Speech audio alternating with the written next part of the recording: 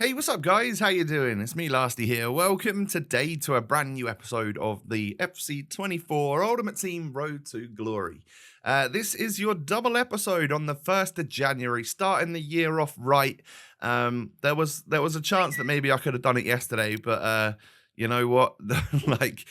New Year's Eve is often people out partying and whatnot, so they're probably not going to want to see that 8 p.m. notification saying Lasty's uploaded a new RTG episode. So I thought I'd save the double upload for today, the 1st of January, where some of you might be hungover, some of you will be far too young for that and would just be tired and chilling out on what is a bank holiday. But yeah, I hope you're all doing well, and Happy New Year to you. Again, if you want to check out the video from earlier, it's in the top corner, and then do me a small favor, just hit me with a thumbs up, and of course, don't forget to subscribe as well to my channel if you're new. Cheers. So today's video is going to be, or tonight's video, today's second upload is going to be a little bit similar in terms of format to what we had earlier on today. The start of which, the first half, is really all about like the SBC section, getting packs done, grinding out some team of the week player picks and stuff to get them back in my club again. I think I also do like marquee matchups and whatnot. And then we're 5 games into champs. At 5-0, we are truly in nosebleed territory, as it's been a few years. I think I can't remember what FIFA it was, like FIFA 19 or 20, when I used to go like 10-0 sometimes, because it seemed like there was just absolutely no elo in foot champs for the first 10 games. So sometimes you could go like 10-0 no problem, and then it would get really, really difficult.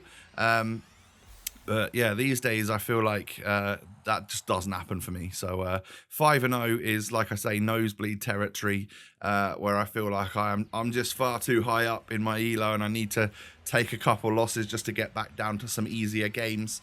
But the first 83 times 10 of the day, considering I had to go through all of that to get an inform to get it done, does give me an inform so we can do another one. But that's the walkout player, so I was like, oh, probably not going to be anything great in here. It's not a great one, but getting 2 more informs in that pack does allow me to get every 83 times 10 that was available done. So yeah, that was good. I guess I'll take that to start things off. But really, I'm looking to complete Martinelli, right? So I've got these 2 squads left, an 87 with the team of the week and an 88 rated team. So I really do need to get some higher rated cards like Sandra Panos and Kobel. Pretty good. I'll take that. I'll absolutely take the double walkout at 87s. I need a couple higher rated players than that, but we get 2 87s and then a 6'8" goalkeeper. Yes, please. Don't know whether or not I'll use him in. Well, I don't know if I'll get a chance to use him, but I need to hear from you lot. Have you used the 6'8" goalkeeper? Is he any good? Does he save everything? I am so curious to know. So please do let me know. And then my third and final 83 times 10, unfortunately, is an 84. Now, you definitely don't hope to see that, because it means that I've not got a team of the week, and the highest rated card in there is going to be an 84 in an 83 times 10. We don't want that at all. So I think I got like 3 or 4 84s, the rest 83s. Time to go on into marquee matchups, which, yeah, I used to do marquee matchups like as it came out on a Thursday, but since like player picks and stuff really got involved, and they were useful for me getting fodder, I am always empty. My club is always empty. But this was during a time where the player picks had finished and we hadn't got any new ones out at the moment. Hopefully you do at this point as you're watching this, and we can grind out the player picks again to get fodder to unlock stuff. But yeah, unfortunately there was none out at the time, so my club actually had started building up again in terms of the golds and whatnot. So I was able to get marquee matchups done pretty quick, pretty easily. And we all know what marquee matchups is about, right? It's all about just hitting a little bit of luck so that you can make a tiny bit of money. And this is what I'm talking about. Little Patelas. No, it's not Patelas. Patry. We'll take it. 88 rated cards are, what, 17,000 coins. The market is very low at the moment. And if I had the coins, I probably would buy like 88 rated cards at this point. Because I just feel like, obviously, Team of the Year will be this month. Am I right in saying so? It always is, so I'm guessing it will be. And there's normally crazy SBCs at that point. So I just wonder if there's going to be at some point in time where like 88s absolutely fly up. Or do we just get too much fodder now and that doesn't happen anymore? Who knows? Whatever I don't do, the opposite will happen. Right? So if I was to buy a load of 88s for an investment, they would all come down to the cheapest they've ever been. 88s would be like 5k. But if I don't buy any, they'll all shoot up. So I'll tell you what I'll do is I won't do a thing. And you take that information and you do with it whatever you want. But yeah, we get a little Bixby, actually 84 rated in this one. I'll sort of take it, but the main money from Marquee matchups was made from an 88 rated Patry, so I'll take that. It, increases our coin balance just a bit because we are pretty much flat broke at the moment. Another 83 plus team of the week player pick. I do need a high rated one at some point because I've got an 87 rated squad to complete for Martinelli. So this Trippier comes in clutch. Love that. Perfect sort of thing that I need for my Evo. So this is an interesting one. I didn't realize that Leif Davis is level 2 on his Evo. Didn't get an overall upgrade. It just got some stat upgrades and stayed at a 71. It doesn't really matter. To be fair, it's all about the stats, right? And he will go up to a 73, I think, once we finally get that next part completed. And then I can put him into another part of, or another Evo in itself. Time for an 85 double then. The daily dose of Luka Modric. We love to see it. Modric and Brighton. All right. 88 overall.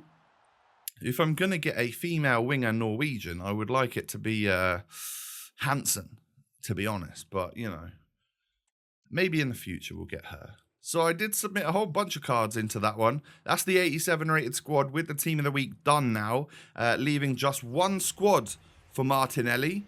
And I'm not going to rush it because I'm sure the fodder will come over the next few days.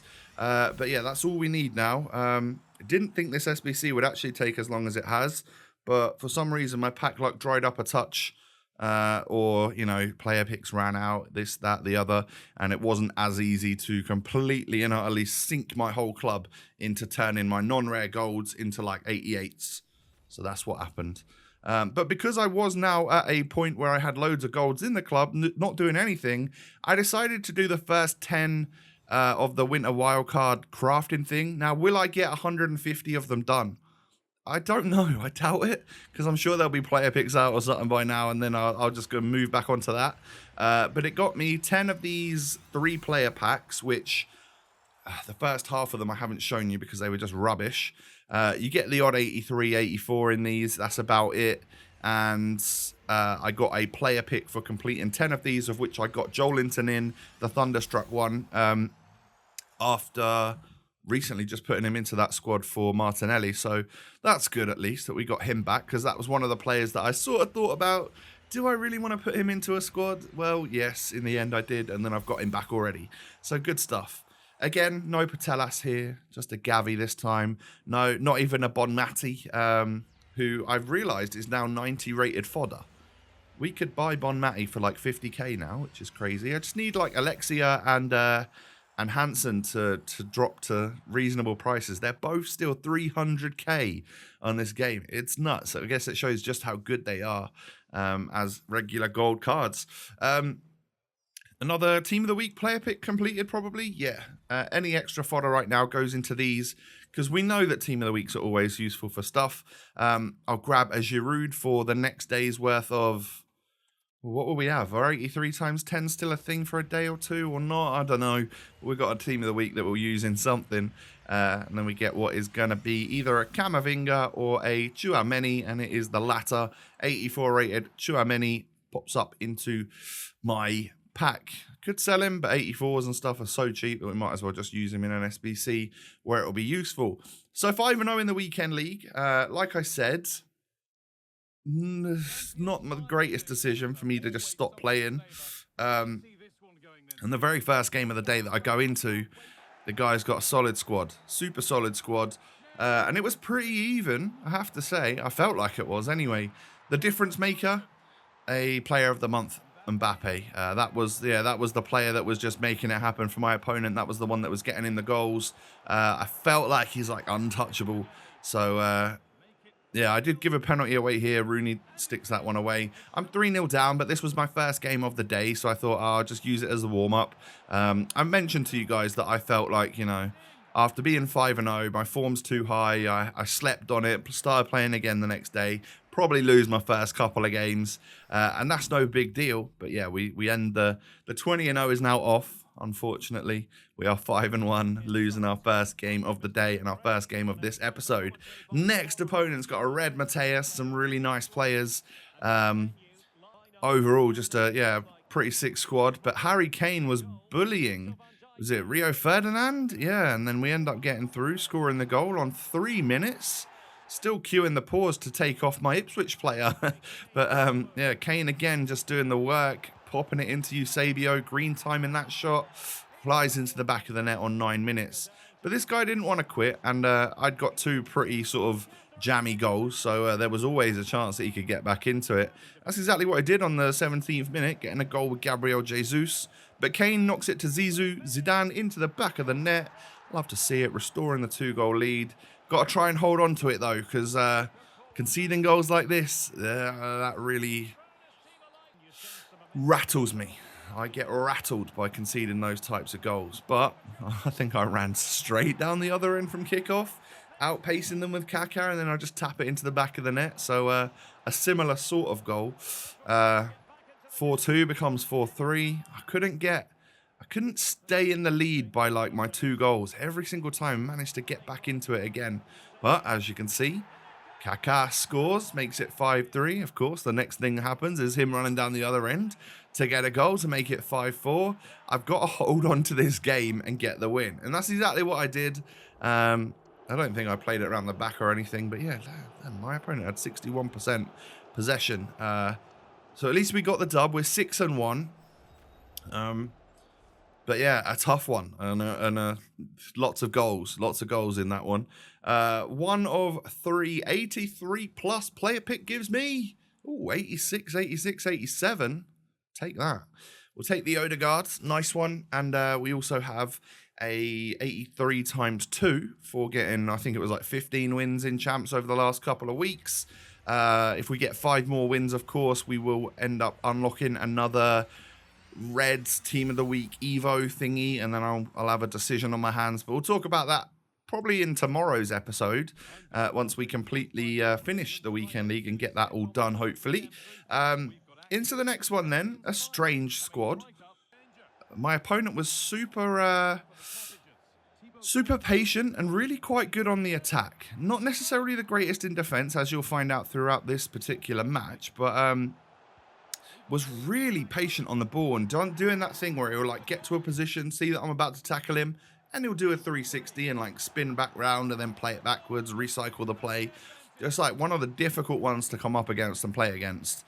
But after getting the equalizer, the floodgates kind of opened for me and I was able to get like 3-1 up. And I felt that I was going to need something like that, a lead that big, because my opponent could score at any point with the way that he attacks. So yeah, I managed to do well to actually even make it 4-1 there.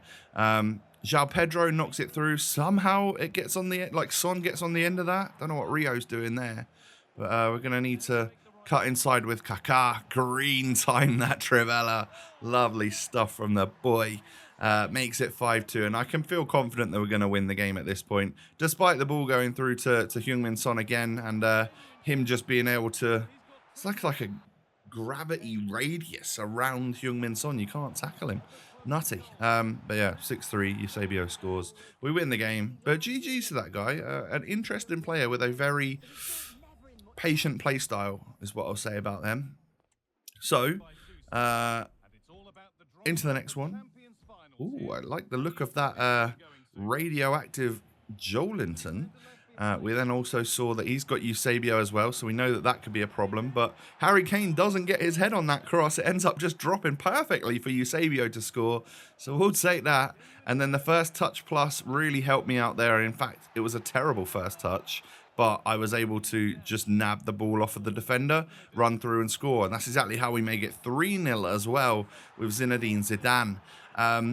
So out of nothing really came our goals here, and I could see why my opponent stayed in the game. But then when I make it 4-0 and it's not even half time, I would assume that that's quit time. You know, even if you feel unlucky about the way that the goals have come about, 4-0 at half time, yeah, I'm probably going to be able to hold on to that one. I mean, there has been times where I've bottled it, but luckily my opponent quit, so we can't find out if I was going to bottle that one or not. I lost a game in there somewhere. So I'm 8-2, as you can see. And then a nice big evolution, plus 13 on that jump there from a 71 to an 84 for Jack Taylor. He looks pretty good now. I'm going to have to say that is a very nice card, which the only thing I can see that's going to stop him from getting a really nice Evo going forward is the fact that he's now got a playstyle plus. But nonetheless, a pretty usable CDM at this point in time. And hopefully, I would imagine like team of the year around the corner in the next couple of weeks, 3 weeks, 4 weeks, whatever it will be. Don't you think players might start to get like 2 playstyle pluses? If so, it might open the door to our Evos again to carry on going. We shall see. But my friends, thank you for watching today. If you've enjoyed, please do me a small favor and smash the thumbs up. I'd absolutely love to see 1,000 likes on this extra video for you. Subscribe as well to the channel if you're new. Cheers. And follow me on social media. The links are down below. Have a great day. Happy New Year to you. And I look forward to seeing you again. Normal time, lunchtime again tomorrow. I'll see you then. Peace.